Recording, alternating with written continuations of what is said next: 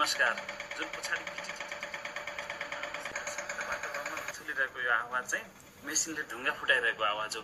हामी चाहिँ यो नुवाकोट जाने भनेर हिँडेको यो पासाङ लामो राजमार्ग हो। खास त्रिपुरेश्वरबाट नुवाकोट त्रिशुली हुँदै धुन्चे रसुवासम्म पुग्ने जुन बाटो छ नि यसलाई पासाङ लामो राजमार्ग भनिन्छ। यो बाटोको त्रिपुरेश्वरबाट जहाँ 35 किलोमिटरको बिन्दु छ त्यसलाई चाहिँ 35 किलो भनेर चिनिन्छ। त्यो ककनी गाउँपालिकामा पर्ने त्यो 35 किलोबाट अलिकति अगाडि रानीपौवा र 35 किलोको बिचमा हामी अड्केका छौँ। यहाँ चाहिँ मेसिनले अगाडि ढुङ्गा फुटाउँदै रहेछ, बाटो स्तर उन्नति हुँदै रहेछ, त्यसकारण हामी जाममा परेका छौँ।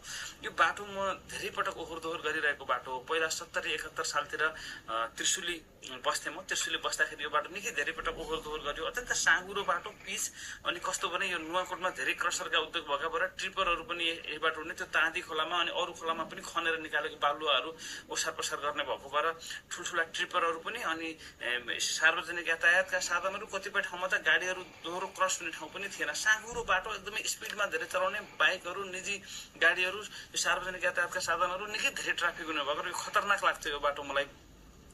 अनि जस अहिले यसको बाटोको स्तर उन्नति हुँदै रहेछ, विस्तार हुँदै रहेछ, बाटो चौडा बनाइदिइ रहेछ, अत्यन्त खुसी लागेको छ।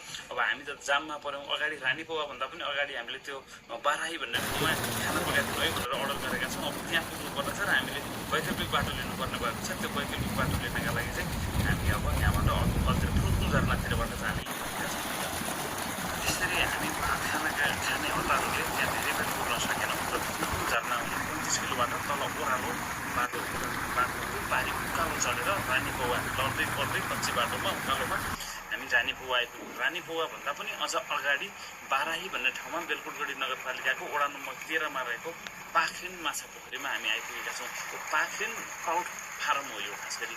अनि यहाँ चाहिँ उहाँहरूले गरेको यो माछा फार्म, उहाँहरूले गरेको यो कृषि कर्म देखेपछि मलाई चाहिँ यो भात खाने सन्दर्भमा चाहिँ मनमा के कुरा आयो भने खासमा समाज विकास हुने भनेको के हो? यो देश बनाउने भन्ने भाष्य छ नि त, तर त्यो देश बनाउने भन्दा पनि समाज विकास हुने, मानिसको विकास हुने भनेको चाहिँ के हो जस्तो लाग्यो भने हामीले जति पनि मान्छेले उपाय निकाल्छ नि यो सबै भात खाने उपाय नै हो। यो भात खाने उपाय गर्दाखेरि चाहिँ मान्छेले सबभन्दा सजिलो उपाय खोज्यो भने इभोल्युसन रोकिने रहेछ क्या। मान्छेले सजिलो उपाय भनेको गफ गरेर खाने हो, षड्यन्त्र गरेर खाने हो, अरूको खोसेर खाने हो, अथवा ढाँटेर ठगेर खाने हो। मान्छेले दुःख गरेर उत्पादन गरेर खायो भने चाहिँ उसको दिमागको इभोल्युसन पनि त्यसरी हुन्छ। अहिले अब हाम्रोमा चाहिँ भात खाने मेसो मान्छेले उपाय के गरेका छन्? अनेक उपाय छन् कि। एक थरी मान्छेहरू गफ गरेर यो देश अरूले बनाएनन् म बनाउँछु भन्यो, माइतीका रत्न पार्क प्ले कार्ड बोकेर चन्दा उठाएर अथवा डलर झारेर अरू कसका इन्ट्रेस्टमा काम गरेर एउटा त्यसरी भात खाइरहेका छन्। एक थरी यो बुर्जुवा